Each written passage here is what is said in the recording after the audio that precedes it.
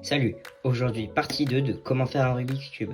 Donc la dernière fois on avait appris comment faire la croix blanche et j'avais sorti une autre vidéo sur le langage international qui sera très importante et je vous conseille fortement d'aller regarder avant de vous engager dans cette vidéo parce qu'elle vous sera très utile pour les algorithmes. Aujourd'hui je vais vous apprendre comment faire la première couronne, c'est-à-dire que toute cette partie là sera totalement résolue. Donc en fait, vu qu'on avait déjà placé toutes les arêtes, on va juste placer tous les coins.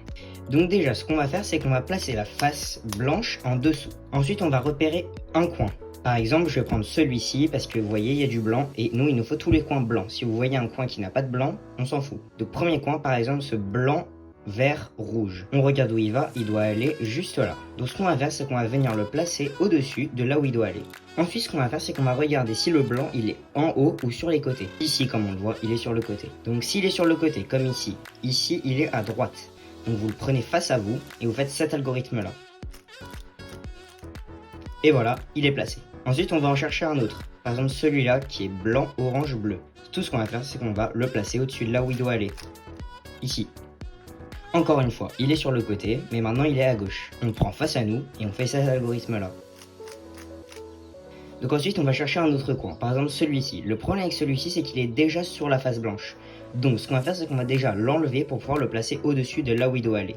Donc pour faire ceci, on le prend en bas à droite, peu importe la couleur, et on fait cet algorithme-là. Ensuite, on l'a juste là, on peut le mettre au-dessus de là où il doit aller, ici. Et nouveau cas de figure, il est en haut.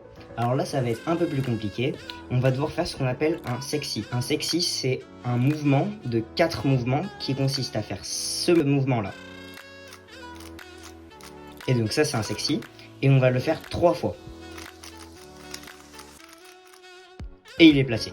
Enfin, on va aller chercher le dernier, juste là. On le met face à là où il doit aller. Et ensuite, là, il est à gauche. On le prend face à nous et on fait ça. Donc voilà, on a donc la première couronne résolue et la prochaine fois, on verra comment faire la deuxième couronne. Salut!